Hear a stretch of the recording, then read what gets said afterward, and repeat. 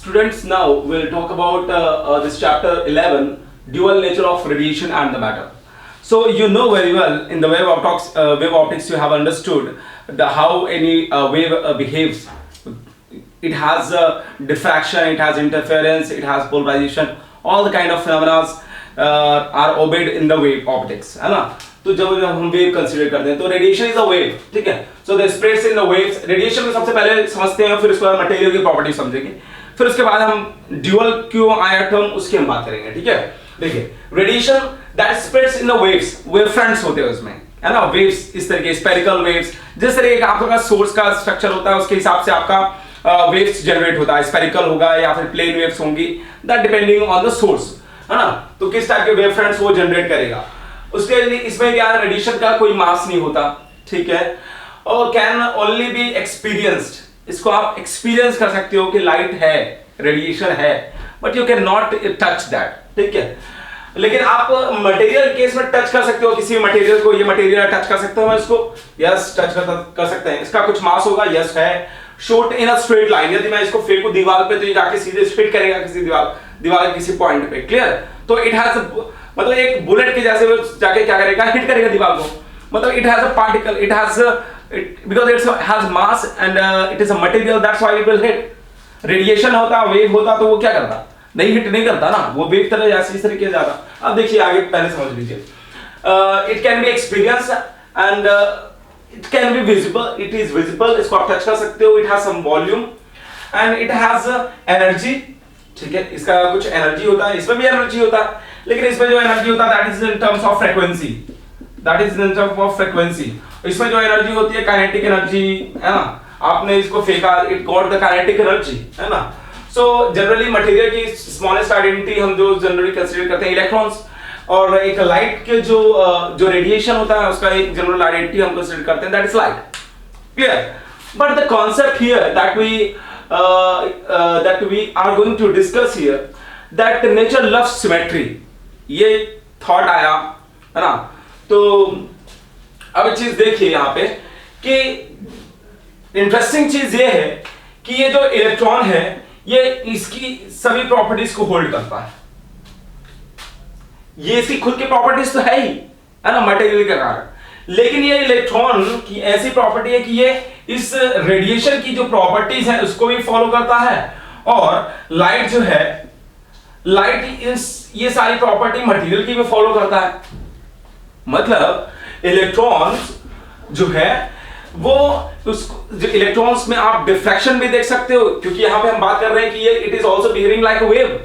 कैसे मान लूं मैं इसे? ऐसे मान सकते हैं, यदि आप एक्सपेरिमेंटली प्रूव करके दिखा दो कि ये इलेक्ट्रॉन्स जो है यदि मोशन कर रहे हैं और ये जिस तरीके से वेव जो है वो डायफ्रैक्शन, इंटरफेरेंस और पोलराइजेशन शो करता है, यदि आपका इलेक्ट्रॉन्स भी ये प्रॉपर्टीज को शो कर दे, डायफ्रैक्शन वगैरह प्रॉपर्टी को शो कर दे, तो हम बोलेंगे yes electron is behaving like a wave, and it happens, ये होता है कि इलेक्ट्रॉन डबल स्लिट एक्सपेरिमेंट है ना?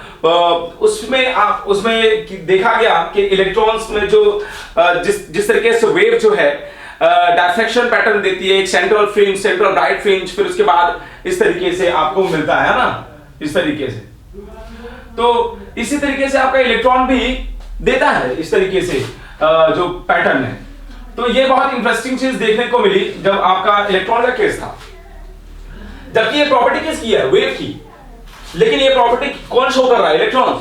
मतलब electron is a particle, is a matter and is showing the property of like a wave, it is showing like property wave. some particle, maximum जो particles हैं इस रीजन में रहेंगे, फिर इसके कम, फिर इससे कम, इस तरीके से। तो किसी रीजन में ज्यादा पार्टिकल्स हैं, किसी रीजन में कम पार्टिकल, ऐसा कैसे हो सकता है ना? यदि एक बुलेट की जैसे जा रहा है तो भैया एक ही रीजन में जिधर जा रहा है बुलेट उधर ही रहना चाहिए ना। यदि ये पार्टिकल है तो मैं इधर हिट करूं, चाहे इधर हिट करूं, चाहे इधर हिट करूं, है ना? जितने इधर हिट करने चाहिए इस होल के, मतलब कि यदि सपोज करो होल है, जितना होल है उस होल में इतने रीजन में हमको सिर्फ मिलना चाहिए, लेकिन इधर कहीं क्यों मिल रहा है ना? तो ये बहुत इंटरेस्टिंग प्रॉपर्टी है। सिंपल सी बात है कि आप पत्थर कहीं मारोगे दीवार पे तो उसी पॉइंट पे हिट करेगा जहां पे आप हिट करना चाहते हो, ठीक है? लेकिन वेव में ऐसा जरूरी नहीं है ना? कहीं आपको वेव के केस में आपको जिस तरीके से मैं डायफ्रेक्शन पैटर्न बताया था कि आपका सेंट्रल फ्रिंज ज्यादा मिलता है, फिर उसके बाद है ना सेकंड ऑर्डर थर्ड ऑर्डर इसमें कम होता जाता है, तो वही चीज यहाँ पे देखने को मिलेगी। Electrons were showing the wave kind of property, these all properties. और electrons also have the energy because of its frequency. It can be experienced, मतलब इसकी स्पीड बहुत ज्यादा हो जाएगी, मोमेंटम इसका बहुत ज्यादा हो जाएगा because it has mass, so it shows all this kind of properties. Clear? But light के केस में क्या है ऐसा? लाइट को क्यों आप बोल रहे हो कि light is dual, having dual nature? इसलिए है क्योंकि ये प्रॉपर्टीज तो शो कर रहा है लेकिन ये वाली प्रॉपर्टीज भी शो कर रहा है। लाइट का जब light is considered to be made up of quanta of photons, है ना, फोटॉन्स से बना होता है, और photons are considered to be the particles. कैसे मान ले पार्टिकल्स है? कैसे लाइट कंसिस्ट है पार्टिकल्स की, कैसे मान ले? तो इसके लिए ये प्रॉपर्टीज जो है ये शो करना चाहिए कि शूट करना चाहिए स्ट्रेट लाइन, जैसे तरीके से पार्टिकल शूट करता है स्ट्रेट लाइन में, वैसे ही लाइट को भी शूट करना पड़ेगा। तो फोटो इलेक्ट्रिक जब इफेक्ट पढ़ाएंगे तो उसमें आपको ये चीज समझ में आएगी कि how light shoots in a straight line. कि लाइट पड़ी किसी भी सिस्टम मटेरियल, सपोज करिए मेटल है, मेटल में लाइट पड़ी, इलेक्ट्रॉन इजेक्ट होना चालू हो गए, एक फोटोन एक इलेक्ट्रॉन, है ना, इस तरीके से depending on the energy of the photon. Clear? So it has a mass because it has momentum. Light का क्या होता है? मोमेंटम भी होता है ना? तो जब when light क्योंकि फोटोन जो है, फोटोन जब स्ट्राइक करेगा किसी भी टारगेट को, definitely it will shoot in a straight line, and definitely if it is shooting, है ना, some electron and whatever, so definitely it must have some momentum. तो it is a showing property like a material, ठीक है? तो light is a showing property like a material, ये properties को show कर रहा है। और भी काफी सारी प्रॉपर्टीज को, visible and has a volume when it is considered to be a material, a particle, है ना। तो फोटोन का एक रेस्ट मास होता है, उसकी हम बात करते हैं, है ना, फोटोन का रेस्ट मास होता है इस तरीके से, है ना। तो इस तरीके से आपको समझना पड़ेगा चीजें किस तरीके से एक्सप्लेन की जाती हैं। और इट हैज एनर्जी, है ना। यदि आप लाइट को हम यदि माने कि बहुत सारी छोटी छोटी स्मॉल एलिमेंट जिसको फोटॉन्स बोलते हैं उससे बनी है, तो उसका डेफ सिंपल मतलब कि फोटॉन्स बनी है तो photon is considered to be particle, so it must have some energy in the terms of kinetic energy as well, है ना। So light is behaving like a material, is a matter, है ना। Light wave की तरह तो show करता ही है, लेकिन हम एक मैटर की तरह शो करता है, ये भी हम देख पा रहे हैं। और एक मटेरियल जो है वो तो मटेरियल की जैसे व्यवहार करेगा, लेकिन it is showing the property of radiation, light. So that is a very interesting thing that we see, and that's what we are going to study, dual nature of radiation and the matter, है ना। Radiation matter की जैसे behave करेगी और matter radiation की जैसे behave करेगी। तो that is a very interesting thing. Now if ये तो कॉन्सेप्ट समझ में आ गया, ड्यूअल नेचर की क्यों बात हो रही, क्योंकि जो लाइट है that is a showing property of radiation and the matter as well, and the matter is showing the property of matter, and कोई भी पार्टिकल है वो शो कर रहा है प्रॉपर्टीज मैटर की, मटेरियल की, और एज वेल एज रेडिएशन, है ना, वेव्स की जैसे व्यवहार कर रहा है। तो ये बहुत ही इंटरेस्टिंग चीज है, आपको समझना चाहिए। अब यहाँ पे एक चीज बात करिए, किसी भी मेटल को यदि हम कंसीडर करें, नॉन मेटल क्यों नहीं कंसीडर करते? Because it requires a very large amount of energy to come out to eject the electrons. So if we consider any metal and if we provide some energy, minimum energy, so that यहाँ पे देखिए पहले definition पढ़ लीजिए, work function of a metal is the minimum energy to be given to its electrons, because आपका metal जो है उसमें electrons तो होते हैं, लेकिन जब आप उसको energy दोगे तो उस केस में क्या होगा? minimum energy to be given its electrons so that it leaves the surface. अब सपोज करिए कि ये आपका सरफेस था, आपका इलेक्ट्रॉन यहां पे बैठे हुए हैं, ठीक है, आपने इसको एनर्जी दिया। अब ये क्या करेगा? सबसे ऊपर वाला क्या हो जाएगा? सबसे जल्दी ऊपर पहुंचेगा। मतलब अभी ये इलेक्ट्रॉन निकला नहीं है यहां से, एक सरफेस, अपर सरफेस में, मतलब कि इस सरफेस के बाद थोड़ी सी उसको एनर्जी मिली तो वो क्या हो जाएगा? इजेक्ट हो जाएगा, बाहर हो जाएगा। क्लियर समझ में आई बात? तो this much amount of energy required to take this electron to this surface, and after which आपको थोड़ा सा भी एनर्जी लगे तो ये बाहर निकल जाए। तो हम एक मिनिमम एनर्जी की बात कर रहे हैं जो कि मतलब कि इसको सरफेस तक पहुंचा दे और उसके बाद थोड़ा सा उसको एनर्जी मिले तो बाहर निकल जाए, ठीक है। So that it leaves the surface and comes out without having any velocity. अभी इसने कोई वेलोसिटी गेन नहीं किया। इसके बाद यदि कोई एनर्जी थोड़ी सी भी मिलेगी उसको, तो ये क्या वो एनर्जी किस में खर्च होगी, इस पार्टिकल को काइनेटिक एनर्जी देने में खर्च हो जाएगी। क्लियर बात। हम फोटो इलेक्ट्रिक इफेक्ट की बात करेंगे, पूरा बेस है इसी पे, ठीक है। थ्रेशोल्ड एनर्जी की बात होगी, वर्क फंक्शन की बात होगी उसमें, तो उसमें और अच्छे समझेंगे। लेकिन आप एक जनरल कॉन्सेप्ट समझिए कि इसका वर्क फंक्शन, इसमें जो एनर्जी लगेगी कम लगेगी, इसके केस में ज्यादा लगेगी, इसके कंपैरिजन इसके केस में और ज्यादा लगेगी, है ना। तो work function is the amount of energy required to take this electron, this minimum energy required to take this electron to the surface and after which यदि थोड़ी सी भी एनर्जी उसको मिलेगी तो वो काइनेटिक एनर्जी में उसको देने में खर्च हो जाएगी। क्लियर बात। तो ये मामला है आपका फिर एक वर्क फंक्शन का। Work function is nothing but it's a minimum energy to that is given to the electron so that it leaves the surface and comes out without having any velocity। उसको velocity अभी नहीं मिली है, ध्यान रखिएगा, बहुत ही important चीज है। And that is always in the terms of electron volt, very important thing to know. And कुछ मटेरियल की हम बात करें, कुछ मेटल्स की बात करें जिनके लिए एक वर्क फंक्शन डिसाइडेड है। दैट इज कैल्शियम के लिए 2.14, है ना। This is potassium 2.30, sodium, calcium, molybdenum, है ना। These all are the elements having this much amount of work function or we can say energy required, minimum energy required to come out, है ना, to take out this electron to the surface and without having any velocity। तो ये बहुत ही important चीज है। आप यहाँ पे देखिए दिस प्लैटिनम का सबसे ज्यादा इस केस में सबसे ज्यादा आपको एनर्जी की जरूरत पड़ेगी, वर्क फंक्शन की जरूरत पड़ेगी यदि आपको इस इलेक्ट्रॉन्स जो है इसके अंदर उसको आप यहाँ पे लाना चाहते हो, इसके अपर सरफेस में लाना चाहते हो। क्लियर। तो very important thing to notice and this is what we have studied so far. Calcium के केस में देखिए कम है, प्लैटिनम के केस में बहुत ज्यादा है। तो depending on the materials property the work function is decided, ठीक है। So now what are the sources where which can what are the sources where we use such kind of phenomena, है ना, we see such kind of phenomena, so that is very interesting thing। Thermal emission क्या होता है, electron कैसे eject होते हैं, कि कौन कौन सी प्रोसेस से इजेक्ट हो सकते हैं उसकी हम बात कर रहे हैं। तो thermal emission by suitably heating sufficient thermal energy can be imparted to the free electrons। जो आपका कोई भी मटेरियल है, सपोज करिए मेटल है, आप उसको हीट देना चालू कर दो, हीट इज एन एनर्जी, है ना। तो आप उसमें उसको एनर्जी सफिशिएंट, इतनी सफिशिएंट एनर्जी दो कि वो जो इलेक्ट्रॉन्स हैं उसके अंदर वो इतनी एनर्जी गेन कर लें कि that is the energy is greater than this work function, है ना। तो जब ये वर्क फंक्शन जो एक मिनिमम एनर्जी है उससे यदि ज्यादा हो जाएगा तो क्या हो जाएगा, that will get the kinetic energy and will come out from the surface. Clear. तो ये एक बहुत ही इंटरेस्टिंग चीज है। सो दे imparted to the free electrons to enable them to come out of the metal। So this is the thermal emission। field emission हो सकता है। field emission कैसे हो सकता है, अब सपोज करिए this is negative, this is positive so on। the electric field is from positive to negative।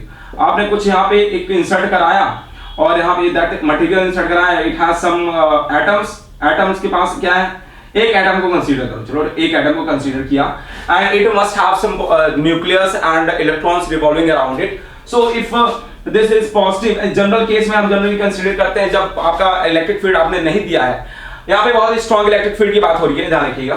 तो यहाँ पे जब आप इसको इलेक्ट्रिक फील्ड दोगे तो एक चीज हमने बताया था कि जब जो पॉजिटिव चार्ज है that moves in the direction of the magnetic field and negative charge moves, है ना, opposite direction of the electric field. So यदि हम इतनी ज्यादा इलेक्ट्रिक फील्ड प्रोवाइड करते हैं कि जो एटम का जो ये इलेक्ट्रॉन्स हैं वो इधर से इजेक्ट होना स्टार्ट कर दें, ऐसा पॉसिबल है? यस पॉसिबल है, यदि हम ज्यादा अमाउंट में ऑफ इलेक्ट्रिक फील्ड आप उसको दे रहे हो, ठीक है। तो मटेरियल्स के अंदर जो एटम्स हैं, एटम्स यदि इलेक्ट्रॉन बाहर निकालना है तो बहुत ज्यादा इलेक्ट्रॉन दैट्स एनर्जी रिक्वायरमेंट होती है, that is of the order of 10⁸ volt पर मीटर, ठीक है। So very strong electric field and to a metal, electrons can be pulled out of the metal as in a spark plug। Clear?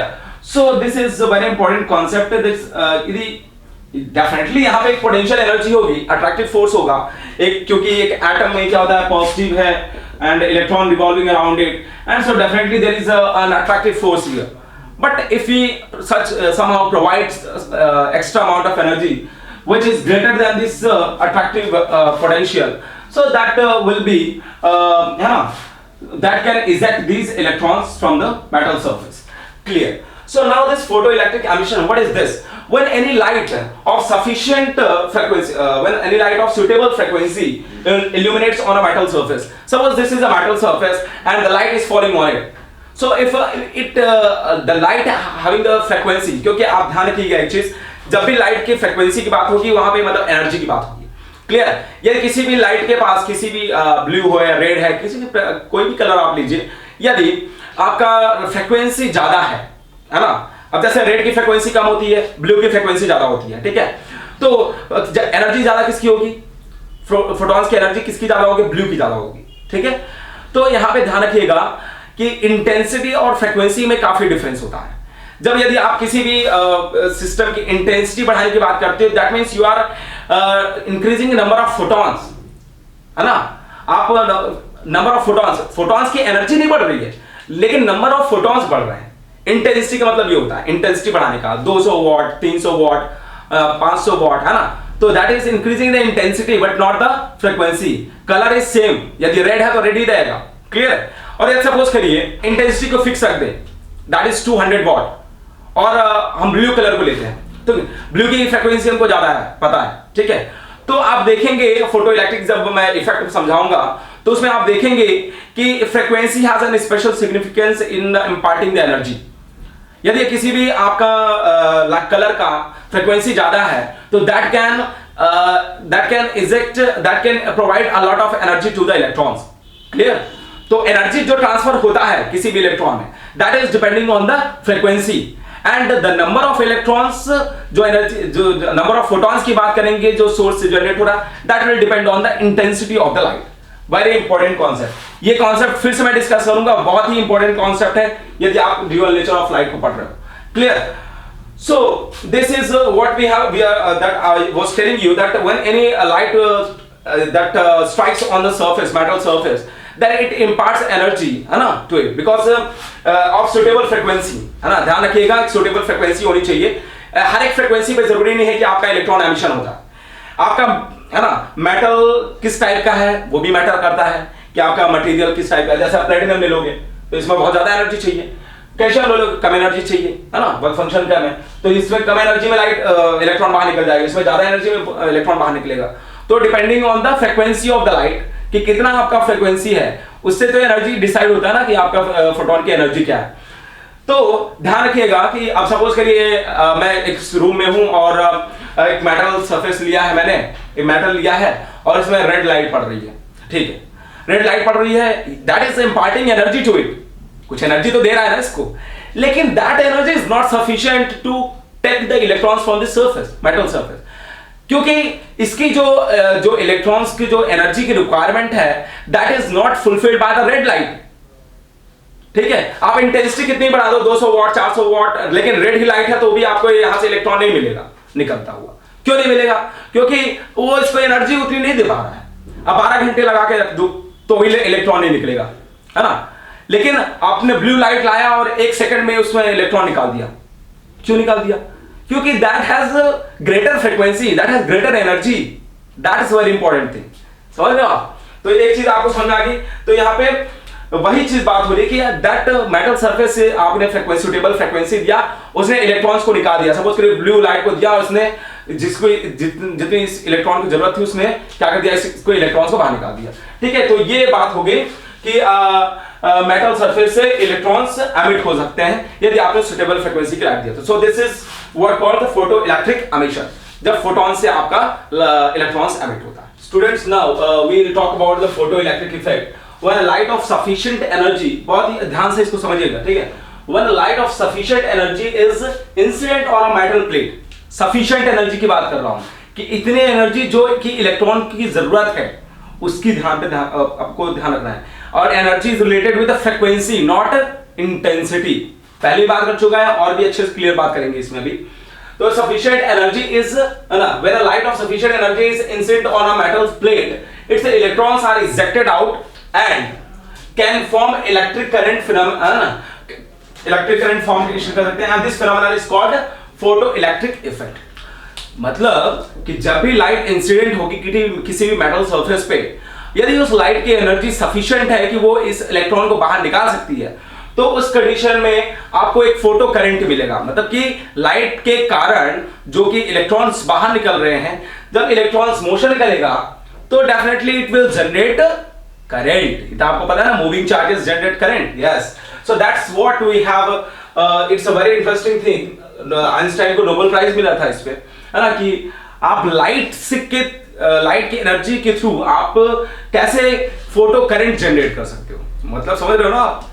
So that's what. And what was the experiment carried out? That is by Hallwach and Leonard experiments. And in that experiment, when we have, suppose करिए कि यहाँ पे एक light incident हो रही है ना, on this metal plate. This is a metal plate, all right. So ध्यान रखिएगा. And is incident on it. तो एक बात बताइए, अभी हमने कोई पोटेंशियल बैटरी कोई सप्लाई वगैरह नहीं दिया है, ठीक है ना, तो इसको कोई पोटेंशियल दिया है ना, तो ये इसको दिया है. यदि एक चीज बताइए, क्या यदि इसमें सिर्फ लाइट फॉल हो रही है और इलेक्ट्रॉन्स इजेक्ट हो रहे हैं, यदि सफिशिएंट एनर्जी है और इलेक्ट्रॉन्स इजेक्ट हो रहे हैं, तो electron will move towards this, है ना. So definitely it will generate the current. तो यहाँ पे आपको करंट मिलेगी एमीटर में, हाँ करंट मिलेगी.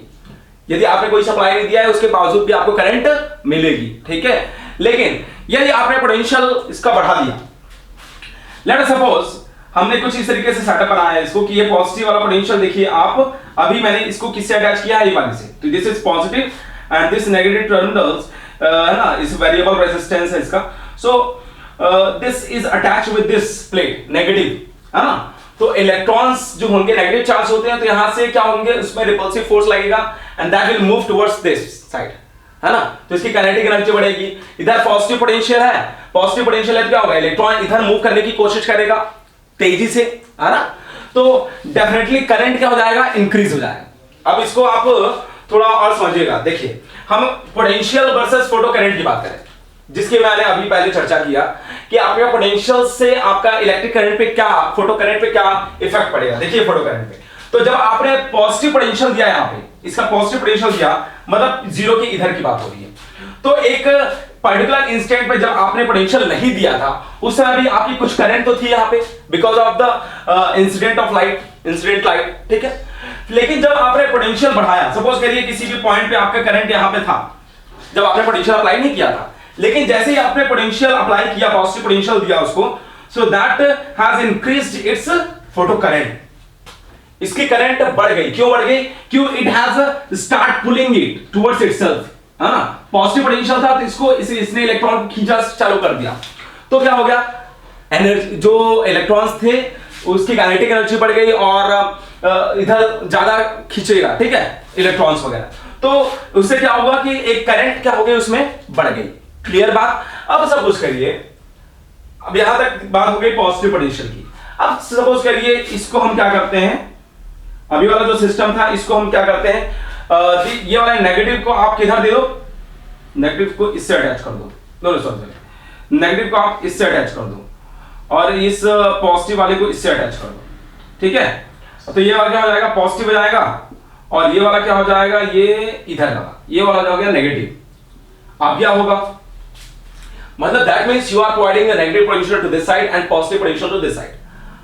अब क्या होगा कि यहां से जो इलेक्ट्रॉन जो इजेक्ट हो रहे थे, हो तो रहे हैं, लेकिन ये पॉजिटिव पोटेंशियल इसको अपनी तरफ खींचेगा और ये पोटेंशियल जो नेगेटिव पोटेंशियल है इसको रिपल्सिव फोर्स देगा. मतलब इस इलेक्ट्रॉन को कहेगा भैया तो इधर मेरे बताना, है ना, तुम इधर ही रहो, तुम्हारा जगह यही है, ठीक है. और ये वाला जो है नेगेटिव पोटेंशियल के कारण क्या हो गया कि जो इसकी काइनेटिक एनर्जी थी इलेक्ट्रॉन की, यदि इतनी एनर्जी यदि इसका इतना पोटेंशियल दे दिया जाए कि that is equals to the kinetic energy of the electron. यदि सपोज करिए कि मैं कोई चीज मोशन कर रही है, कोई चीज मोशन कर रही है, उसकी काइनेटिक एनर्जी, यदि मैंने इसको रोक दिया तो मतलब मैंने उसके काइनेटिक एनर्जी के बराबर हमने क्या लगाया होगा, दूसरे अपोजिट डायरेक्शन में एनर्जी लगाई होगी. पहली बात समझ में आई जब इसकी सपोज करिए कि इसकी एनर्जी कुछ रही होगी, मान लीजिए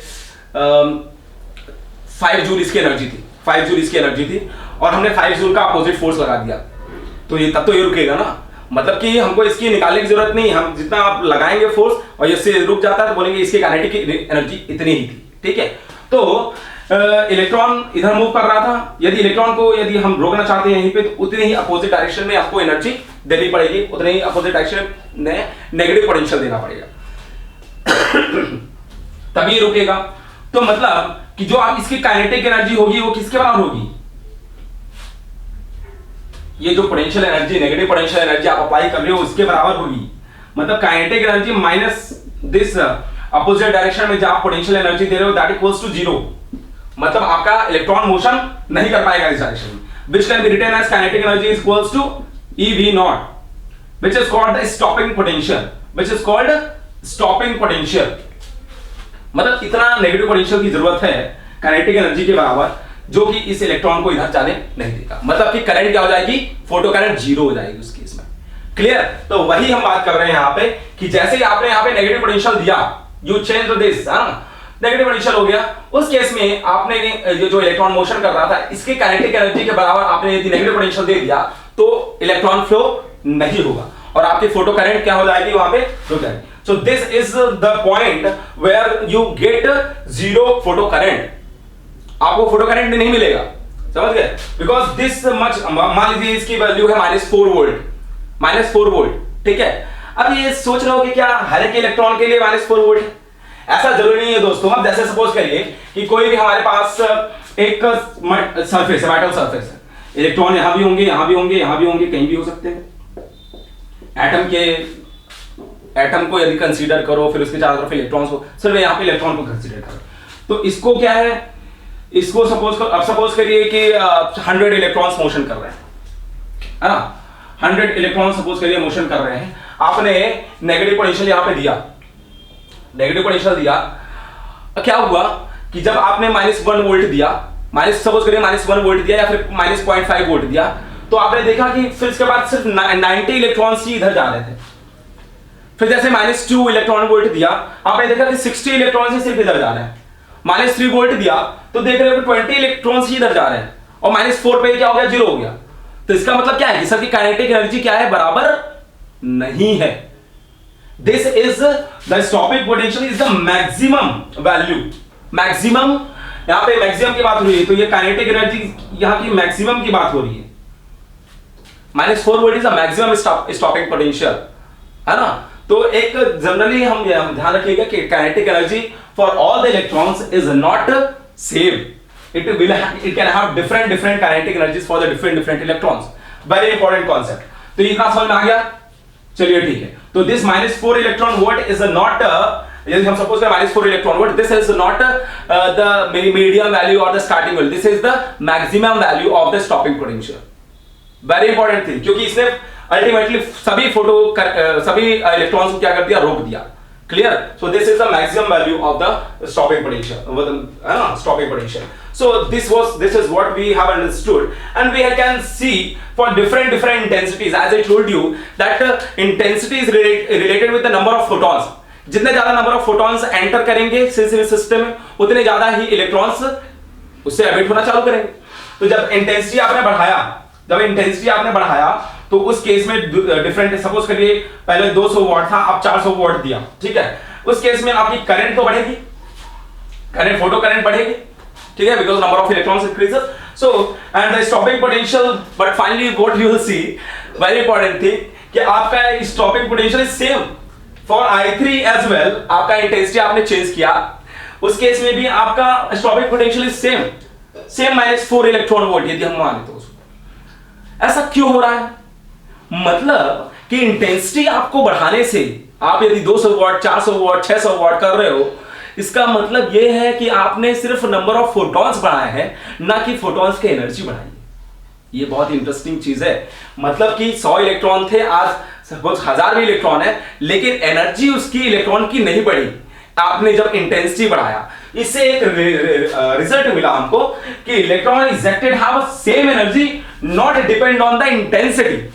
Therefore, there is no relation of energy with the amplitude. क्योंकि इंटेंसिटी का रिलेशन होता है कि that is direct proportional to a square. यार आप देख रहे हैं कि इंटेंसिटी का कोई रिलेशन ही नहीं है एनर्जी के साथ, तो डेफिनेटली एम्पलीट्यूड के साथ इसका कोई रिलेशन नहीं होगा। मतलब कि आपका चाहे एम्पलीट्यूड कितना भी बढ़ा दो, definitely it is not going to change the energy of the electron. Very important thing that was understood at that time. फिर इसके बाद फ्रीक्वेंसी का कॉन्सेप्ट आता है। अब सोचा उन्होंने कि अब आप सिर्फ रेड लाइट ले रहे थे या फिर कोई डिफरेंट कलर ले रहे थे। अब सपोज करिए हम कलर चेंज करके देखें तो क्या होगा। अभी सिर्फ हम क्या कर रहे थे, 200 वॉट 400 वॉट 600 वॉट कर रहे थे, इंटेंसिटी बढ़ा रहे थे लाइट की, फोटॉन्स बढ़ा रहे थे। अब क्या करें कि चलिए हमने इंटेंसिटी को फिक्स कर दिया। अब हम देखते हैं कि यदि हम फ्रीक्वेंसी को चेंज करें तो क्या होगा। बहुत इंटरेस्टिंग चीज क्रिएट होगी, देखना आप, इसके आगे हम बात करेंगे। एक चीज आप समझ लीजिए कि जो फोटो इलेक्ट्रिक करंट की जब बात करती है इंटेंसिटी ऑफ लाइट के साथ, इंटेंसिटी ऑफ लाइट जैसे जैसे आप इंक्रीज करते हो, फोटो करंट इंक्रीज होता है because number of electrons increases. Clear. तो यहां पे इस तरीके से, लेकिन फोटोन की जो करंट की जो वैल्यू है, ये फोटो करंट तो मिलेगी आपको, इंक्रीजिंग मिलेगी because number of electrons increase, because number of photons जो है इंटेंसिटी बढ़ाने से नंबर ऑफ फोटॉन्स जो एंटर हो रहे हैं वो ज्यादा बढ़ेंगे, ज्यादा नंबर ऑफ इलेक्ट्रॉन्स रिजेक्ट होंगे, ज्यादा आपको करंट मिलेगा। That's what. सो ये चीज समझ में आ गई कि intensity hasn't any relation with the energy of the electrons. ठीक है। हम देखते हैं इसके बाद कि यदि हम फ्रीक्वेंसी को चेंज करें, मतलब कलर चेंज करें, यू नो द रेड जो विबग्योर जितने भी कलर्स हैं 7 कलर्स, ये उनके डिफरेंट फ्रीक्वेंसीज हैं। रेड की ज्यादा वेवलेंथ है, कम फ्रीक्वेंसी है। ठीक है। ब्लू की कम वेवलेंथ है, ज्यादा फ्रीक्वेंसी है। तो different colours can have different effects on the different kind of materials. Very important thing, we will talk about the frequency change. So here एक चीज और देख लीजिए कि change in the colour, suppose करिए हमने इंटेंसिटी 200 वॉट की रखा और हमने कलर चेंज किया ब्लू, येलो, रेड। अब देखें क्या होता है, क्या करंट जो है, जो क्या इलेक्ट्रॉन की एनर्जी बढ़ती है इससे, क्या फ्रीक्वेंसी को चेंज करने से इलेक्ट्रॉन की एनर्जी में कुछ चेंज होता है, उसको हम स्टडी करेंगे इसके बाद।